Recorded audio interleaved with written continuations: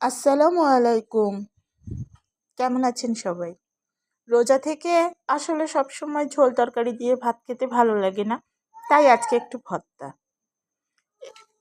এখানে টাকি মাছ ভেজে পাটায় পিষে ভর্তা। এটা হচ্ছে বাদামের ভর্তা, আলু ভর্তা, সাথে মরিচ পেঁয়াজ মেখে ভর্তা, একটু ডিমের তরকারি আছে, ডিমগুলো অর্ধেক করে কেটে পেঁয়াজ দিয়ে ভুনা। আর এখানে আছে স্পেশাল দুটো মানুষের জন্যে একটু শাকের তরকারি। আমার নাতি নাতনিরা এই শাকের এই ঝোলটা খেতে খুব পছন্দ করে। একজনের বয়স 3 বছর আর একজনের বয়স 10 মাস। ওরা এটা দিয়ে ভাত খেতে খুবই পছন্দ করে, তাই প্রায়ই এটা বাসায় রান্না করা হয়। ভালো থাকবেন সবাই।